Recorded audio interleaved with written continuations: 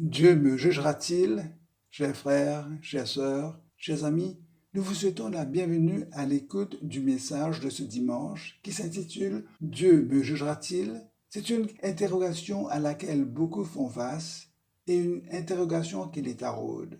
Soit ils n'y ont pas encore trouvé la réponse, soit elle demeure toujours en suspens, car ce n'est pas une question que l'on se pose de gaieté de cœur. Nous allons vous proposer une lecture des versets 11 à 15 du chapitre 20 de l'Apocalypse. C'est le texte à partir duquel nous allons présenter les divers volets, les divers éléments de la réponse qui se trouvent dans la parole de Dieu. D'emblée, je vous donne l'élément de réponse positive à la question « Dieu me jugera-t-il » Je vous le donne afin de ne pas prolonger le suspense et afin que vous vous laissiez captiver par la lecture de notre texte. Le voici cet élément de réponse.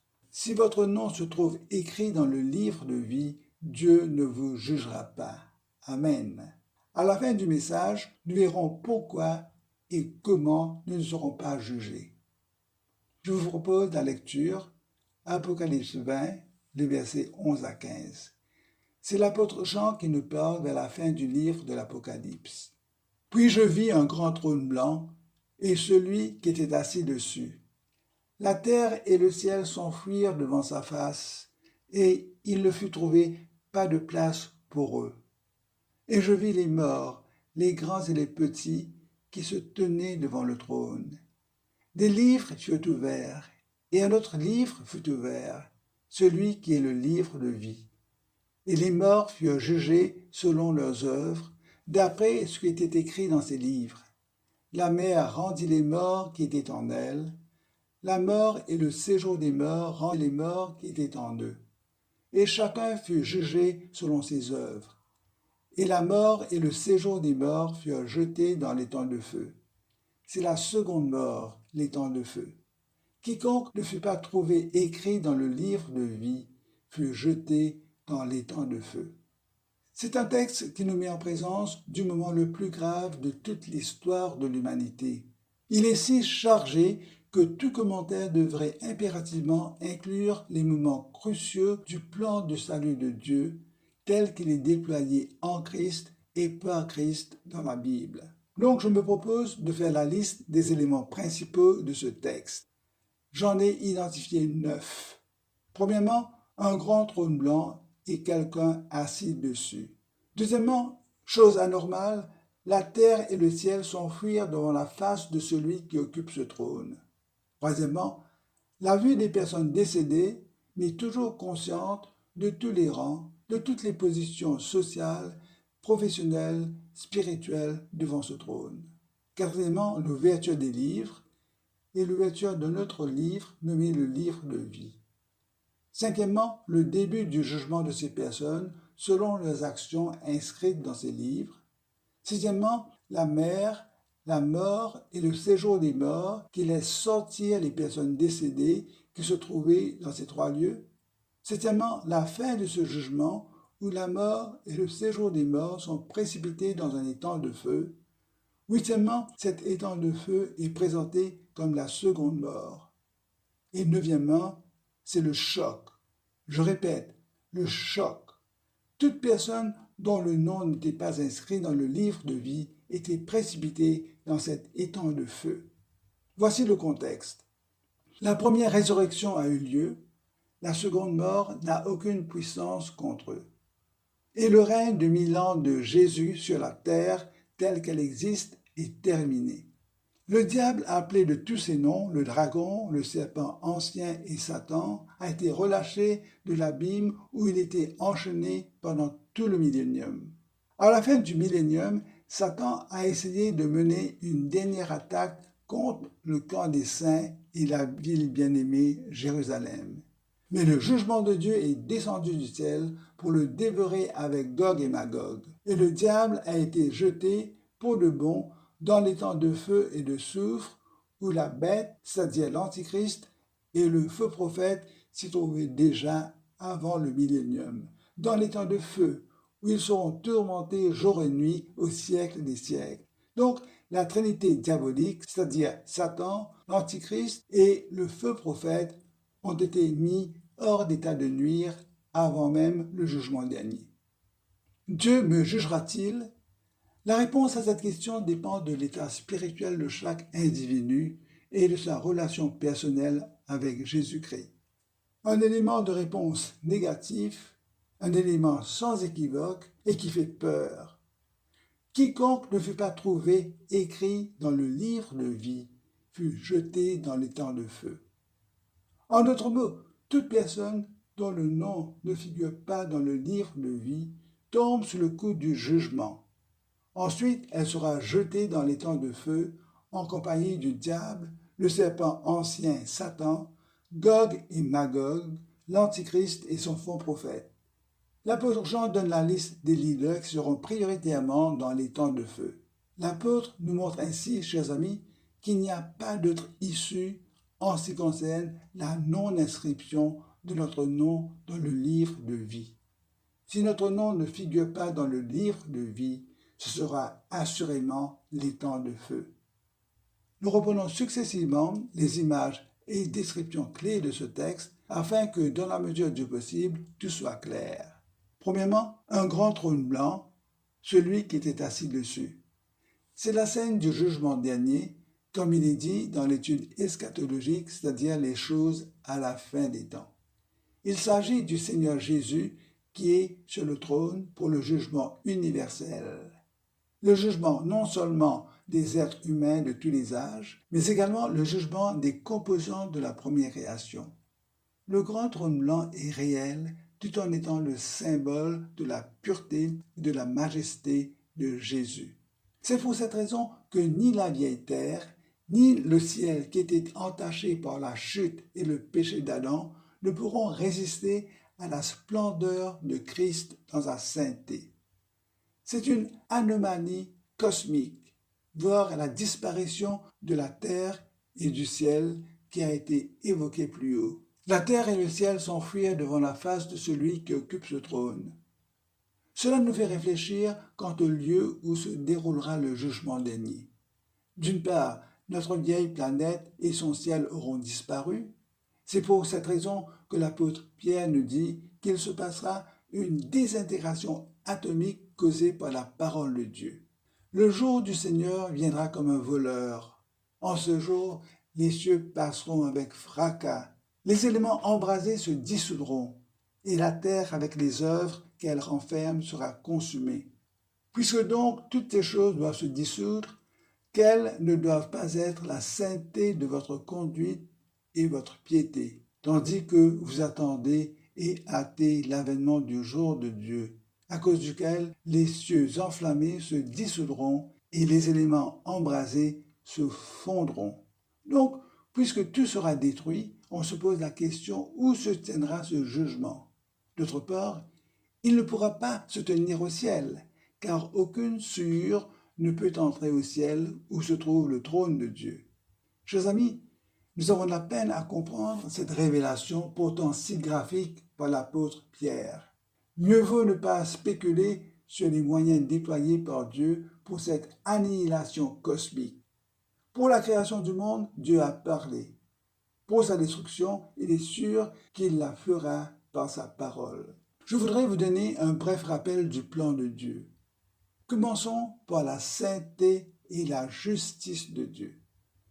Vu sa sainteté absolue, Dieu juge tout ce qui constitue ou qui a été une offense contre sa personne. La sainteté de Dieu comprend sa justice, résumée dans le mot dikaiosune. Cela implique sanction et jugement contre le mal sous toutes ses formes. Sanction contre tout ce qui lui est inadmissible sur le plan moral et spirituel. Se qualifier de personne morale et spirituelle est vain si notre moralité et notre spiritualité ne sont pas éprouvées et approuvées par Jésus-Christ et ce qu'il a révélé dans sa parole. Pour être avec Jésus, il faut que nous ayons une moralité, une spiritualité ainsi qu'une sainteté égale à la sienne. Pour preuve que le jugement tombera à cause de la corruption du genre humain, regardons les grands jugements contre le mal et la méchanceté de l'homme. Premièrement, le déluge du temps de Noé, quand Dieu a pris la décision d'exterminer de la face de la terre l'homme, le bétail, les reptiles et les oiseaux du ciel, sauf 8 personnes, c'est-à-dire Noé et ses 3 fils, ainsi que leurs épouses respectives. Deuxièmement, le jugement de Sodome et de Gomorrhe. Enfin, le jugement qui planait sur Ninive, mais dont toute la ville a été épargnée à cause de leur repentance.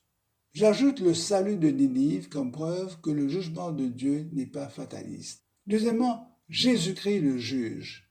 En Matthieu 28, 18, nous lisons « Tout pouvoir m'a été donné dans le ciel et sur la terre, dit Jésus à ses disciples après sa résurrection et juste avant son ascension. » En Jean 5, 22, Jésus nous dit qu'il sera le juge. Et je cite, « Le Père ne juge personne, mais il a remis tout jugement au Fils. » En Jean 5, 27, « Et le Père a donné au Fils le pouvoir de juger, parce qu'il est le Fils de l'homme, dit Jésus. » En Actes 10, 42, « Et Jésus nous a ordonné de prêcher au peuple et d'attester que c'est lui qui a été établi par Dieu, juge des vivants et des morts, dit l'apôtre Pierre chez Corneille. » En Actes 17, 30 et 31, Dieu, sans tenir compte des temps d'ignorance, annonce maintenant à tous les hommes, en tout lieu, qu'ils aient à se repentir, parce qu'il a fixé un jour où il jugera le monde selon la justice, par l'homme qu'il a désigné, ce dont il a donné à tous une preuve certaine en le ressuscitant des morts, dira l'apôtre Paul aux Athéniens. Il y aura aussi la comparution de tous devant le Christ. Premièrement, Jean dit « Je vis les morts, les grands et les petits, qui se tenaient devant le trône. » Cette comparution en Apocalypse 20:12 concerne les morts sans Christ. Je dis bien, les morts sans Christ, c'est-à-dire ceux et celles qui n'ont pas accepté son offre de pardon, ni la purification par son sang par la foi. Deuxièmement, en Corinthiens, 2 Corinthiens 5, 10, nous lisons « Car il nous faut tous comparaître devant le tribunal de Christ, afin que chacun reçoive selon le bien ou le mal qu'il aura fait, étant dans son corps. » Ce verset-ci explique la comparution des croyants en Christ. Je dis bien des croyants en Christ, c'est-à-dire celles et ceux qui ont accepté la seigneurie de Jésus de leur vivant et qui ont reçu par la foi la délivrance et le salut qui leur était gratuitement offert et qui sont nés de nouveau. C'est une comparution des croyants pour recevoir des récompenses pour leur travail accompli, les actions bien fondées sur l'œuvre de Christ lui-même, c'est-à-dire sa mort et sa résurrection. Il s'agit du comportement des saints de leur vivant dans leur corps. Et ce comportement comprend, entre autres, l'adoration de Dieu en esprit et en vérité, comme Jésus l'enseigne en Jean au chapitre 4. Deuxièmement, la séparation et le rejet de toute forme d'idolâtrie. Troisièmement, la proclamation de Jésus comme l'unique sauveur et médiateur entre Dieu et les hommes. Cinquièmement, la foi en Jésus seul, qui est le chemin, la vérité et la vie. Cinquièmement, la prédication de l'Évangile et toutes les actions inspirées par Christ et pour sa gloire. Dieu me jugera-t-il? Dans la lettre aux Hébreux, au verset 27 du chapitre 9, Hébreux 9, 27, nous lisons « Il est réservé aux hommes de mourir une seule fois, après quoi vient le jugement. » Chers amis, après la mort physique, tous seront jugés. Tous et tout seront confrontés et mesurés à la seule norme, Jésus-Christ. Dieu me jugera-t-il? Oui, si je ne me repens pas, je serai jugé. La parole de Christ est limpide là-dessus. Et nous avons cité plus haut, en Actes 17, 30, 31, Dieu, sans tenir compte des temps d'ignorance, annonce maintenant à tous les hommes, en tout lieu, qu'ils aient à se repentir, parce qu'il a fixé un jour où il jugera le monde selon la justice, par l'homme qu'il a désigné, ce dont il a donné à tous une preuve certaine en le ressuscitant des morts. Mais en même temps, nous avons la bonne nouvelle pour tout pécheur, pécheur comme moi et comme vous. Et cette bonne nouvelle vient de la parole de Christ lui-même. Elle vient de sa parole et de ses promesses que nous tous nous sommes appelés à saisir promptement. Écoutons ce que nous dit Jésus en Jean 5, 24 et 25. L'évangile de Jean, chapitre 5, les versets 24 et 25. En vérité, je vous le dis, celui qui écoute ma parole et qui croit à celui qui m'a envoyé a la vie éternelle et ne vient point en jugement, mais il est passé de la mort à la vie. En vérité, je vous le dis, l'heure vient, et elle est déjà venue, où les morts entendront la voix du Fils de Dieu, et ceux qui l'auront entendu vivront. Nous voyons dans le texte que nous avons choisi qu'il s'agit du jugement selon les œuvres. Le jugement de Christ est juste, comme il le dit en Jean 8,16. Si je juge, mon jugement est vrai, car je ne suis pas seul, mais le Père qui m'a envoyé est avec moi. Les morts, les grands et les petits, qui se tenaient devant le trône, seront jugés selon leurs œuvres, d'après ce qui était écrit dans ces livres. Christ ne va pas procéder de manière fortuite pour juger, mais ce sera en fonction des preuves, tout comme au tribunal. Ces morts seront jugés sur la base de leurs propres actions, de leurs propres œuvres, de leurs propres réalisations spirituelles, au lieu de l'œuvre expiatoire de Christ, parce qu'ils auront préféré mériter leur propre justice. Or, leurs œuvres de justice dans la chair ne peuvent pas leur donner la purification essentielle pour entrer dans le royaume de Dieu. C'est un sujet délicat et une pierre d'achoppement pour beaucoup qui, comme la pécheresse samaritaine en Jean 4, estiment que leur piété, que leur croyance, que leur religion les sauveront. Or, le nom de cette Samaritaine a été inscrit dans le livre de vie quand elle a compris que Jésus est le Christ et qu'elle a placé sa foi en lui uniquement. Le texte nous parle aussi de la mort. C'est le mot thanatos. Et ce mot est utilisé dans la Bible pour désigner, premièrement, la séparation de l'âme, partie spirituelle de l'homme, de son corps, partie matérielle. À la mort, le corps cesse de fonctionner et se transforme en poussière. Deuxièmement, la mort, thanatos, désigne la séparation de l'homme d'avec Dieu. Adam est mort le jour où il a désobéi à Dieu. Il a été spirituellement séparé de Dieu. Par conséquent, toute l'humanité est née dans la même condition spirituelle. Cependant, ceux qui croient en Christ sont délivrés de la mort. Thanatos, la mort, c'est le contraire de la vie. La mort ne dénote jamais l'inexistence, l'inconscience ou l'annihilation. Comme la vie spirituelle est l'existence consciente en communion avec Dieu, la mort spirituelle est l'existence consciente, mais en séparation d'avec Dieu. La mort est toujours vue comme la conséquence pénale du péché. Le Seigneur Jésus s'y est soumis sur la croix pour nous. Et l'apôtre Pierre nous dit, Jésus a porté lui-même nos péchés en son corps sur le bois, afin que, morts au péché, nous vivions pour la justice.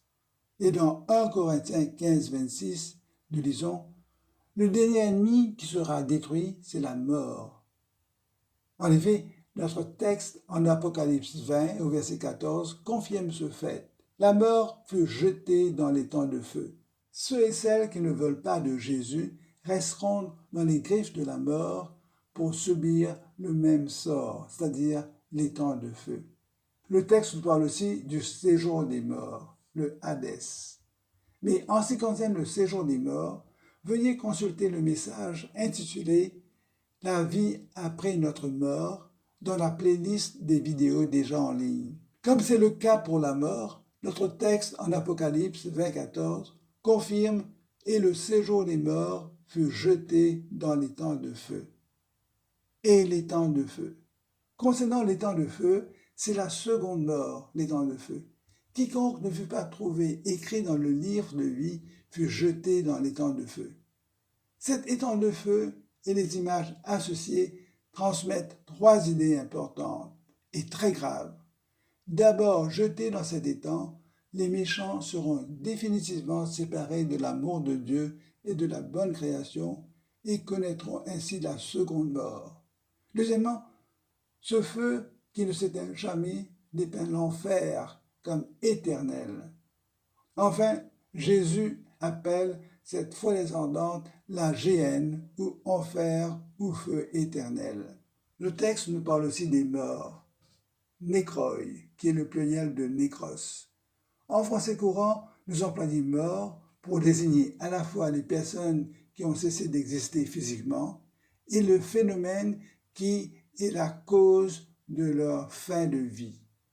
Mais le Nouveau Testament fait une distinction entre les victimes et le phénomène qui est la source de tous nos malheurs et de tous nos chagrins. En effet, la Bible nous dit que le péché est entré dans le monde par la désobéissance d'Adam, et la mort a également fait son entrée dans notre monde. Écoutons Romains 5, 12. Comme par un seul homme le péché est entré dans le monde, et par le péché la mort, et qu'ainsi la mort s'est étendue sur tous les hommes parce que tous ont péché. Avant ce premier péché, le phénomène de la mort était inconnu.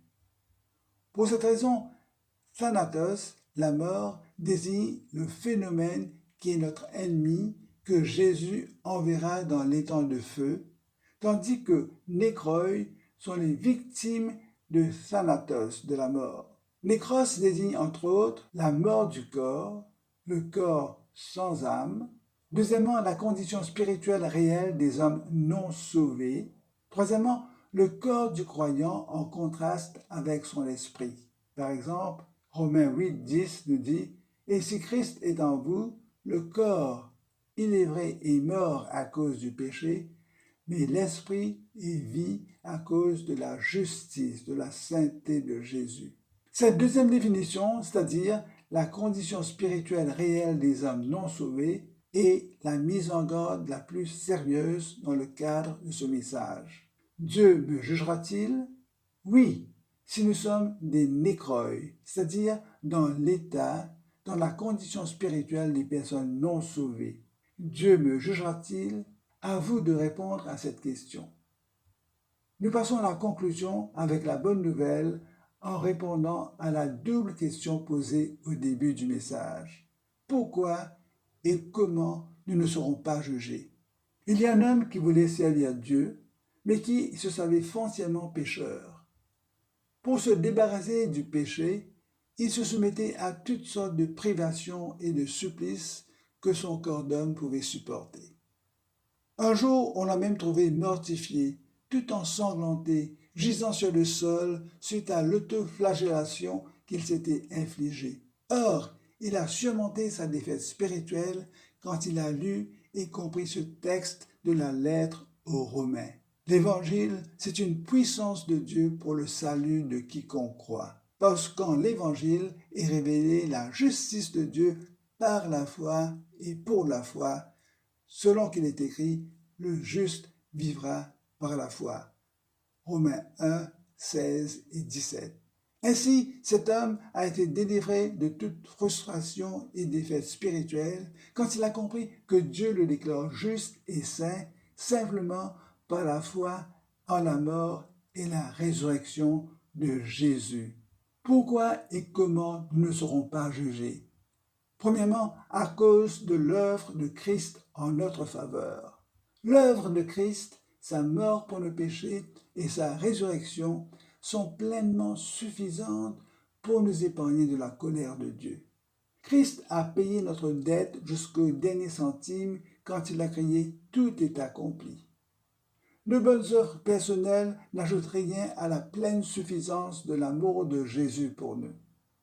Toute bonne action qui comptera est celle inspirée après notre salut par la foi en Jésus-Christ.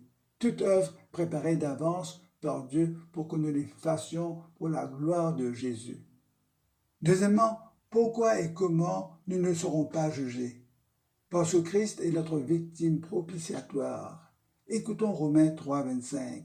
C'est Christ que Dieu a destiné, par son sang, à être pour ceux qui croiraient victime propitiatoire, afin de montrer sa justice. Victime propitiatoire, c'est un concept clé. Victime propitiatoire, le mot c'est hilasterion. C'est le mot grec pour le couvercle de l'arche de l'alliance, et il signifie propitiatoire. Il est ainsi appelé à cause du sang de l'agneau sans tache et sans défaut qui était versé dessus pour l'expiation faite une fois par an, le grand jour des expiations, le Yom Kippour. Le mot hébreu est kaporet, la couverture, sens lié à la couverture ou à l'effacement du péché au moyen du sacrifice expiatoire. Le propitiatoire était le siège de la miséricorde divine de l'arche de l'Alliance. Dieu avait promis d'être présent dans le Saint des Saints pour rencontrer Moïse du haut du propitiatoire d'entre les deux chérubins. Par son sacrifice expiatoire volontaire, par l'effusion de son sang, sous le jugement de Dieu contre le péché, Christ est devenu le propitiatoire pour tout le peuple de Dieu. Christ a fait la réparation de toutes nos offenses contre la sainteté de Dieu. Christ a ainsi satisfait l'exigence suprême de Dieu. Puisque Jésus est notre victime expiatoire, Dieu nous accepte par la foi et Dieu nous accorde la couverture par le sang de Jésus contre tout jugement. Christ est à la fois l'agneau de Dieu et notre Pâque. Le verset 2 Corinthiens 5, 21 nous explique comment et pourquoi Dieu peut nous pardonner en Christ. Christ, qui n'a point connu le péché, Dieu l'a fait devenir péché pour nous, afin que nous devenions en Christ justice ou bien sainteté de Dieu. La transaction spirituelle faite par Dieu, Dieu met Christ, notre substitut, à notre place, afin que par la foi en Christ, nous devenions justes et purs comme lui. Troisièmement, pourquoi et comment nous ne serons pas jugés? Passons à Galates 3,13, il est dit que Christ nous a rachetés de la malédiction de la loi, étant devenu malédiction pour nous. Car il est écrit, maudit quiconque est pendu au bois. Il n'y a plus de jugement, car Christ a tout pris en son corps pour notre délivrance éternelle. Quatrièmement, pourquoi et comment nous ne serons pas jugés? Parce qu'en Christ, nous avons la rédemption par son sang, la rémission des péchés selon la richesse de sa grâce. Cinquièmement, pourquoi et comment nous ne serons pas jugés? Parce que Christ dit à ceux qui avaient cru en lui, ne vous réjouissez pas de ce que les esprits vous soient soumis, mais réjouissez-vous de ce que vos noms sont écrits dans les cieux. Et à son église, à Sardes, en Apocalypse 3,5, Jésus dit, « Celui qui vaincra sera revêtu de vêtements blancs, et je n'effacerai point son nom du livre de vie, et je confesserai son nom devant le Père et devant ses anges. » Dieu me jugera-t-il? Non seulement Christ a-t-il pris toute notre condamnation, toute notre punition et tout le jugement de Dieu, non seulement Christ a pris en son corps toute la colère de Dieu, mais après le jugement dernier, prenons connaissance de la grâce merveilleuse de Dieu à notre égard. Écoutons l'apôtre Jean qui nous transporte et nous dit « Puis je vis un nouveau ciel et une nouvelle terre, car le premier ciel et la première terre avaient disparu, et la mer n'était plus. Et je vis descendre du ciel, de près de Dieu, la ville sainte, la nouvelle Jérusalem, préparée comme une épouse qui s'est parée pour son époux. Et j'entendis du trône une forte voix qui disait « Voici le tabernacle de Dieu avec les hommes. Il habitera avec eux, et ils seront son peuple, et Dieu lui-même sera avec eux. Et il essuiera toute larme de leurs yeux. Et la mort ne sera plus, il n'y aura plus ni deuil, ni cri, ni douleur, car les premières choses ont disparu. » Et celui qui était assis sur le trône, Jésus, dit « Voici, je fais toutes choses nouvelles. Chers amis, je vous invite à prier en déclarant haut et fort les vérités concernant votre délivrance du jugement de Dieu à cause de ce que Jésus a accompli pour vous individuellement. Prions. Père éternel, je te remercie pour ta parole. Merci que tu me donnes l'assurance que tu ne vas pas me juger. Tu effaces mes péchés, tu effaces mes transgressions comme un nuage et mes péchés comme une nuée. Tu m'invites à revenir à toi, car tu m'as racheté pour l'amour de Jésus. Tu me dis que mon salut est par la foi en Christ qui me donne la nouvelle naissance. Et Christ me dit que celui qui croit au Fils a la vie éternelle. Qu'en vérité, celui qui écoute sa parole et qui croit à celui qui l'a envoyé a la vie éternelle et ne vient point en jugement, mais il est passé de la mort à la vie. Que si je confesse mes péchés, tu es fidèle et juste pour me les pardonner, pour me purifier de toute iniquité. Qu'étant donc justifié par la foi, j'ai la paix avec Dieu par mon Seigneur Jésus-Christ. Qu'il n'y a donc maintenant aucune condamnation pour ceux qui sont en Christ. En effet, la loi de l'esprit de vie en Christ m'a affranchi, m'a libéré de la loi du péché et de la mort. Tu me dis que mon seul refuge est de saisir l'espérance qui m'est proposée. Cette espérance, je la possède comme une encre de l'âme, sûre et solide. Elle pénètre au-delà du voile, là où Jésus est entré pour moi comme précurseur, ayant été fait souverain sacrificateur pour toujours, selon l'ordre de Melchisédek. Père, je te dis merci au nom de Jésus, notre Sauveur et Seigneur. Chers amis, merci de votre attention. Pour toute information supplémentaire ou éclaircissement, veuillez nous contacter au numéro suivant, le 5 251 4952. 5 251 4952. Je vous rappelle que la version PDF du message est également à votre disposition. Que l'assurance que votre nom se trouve écrit dans le livre de vie vous soit donnée par Jésus lui-même. À bientôt.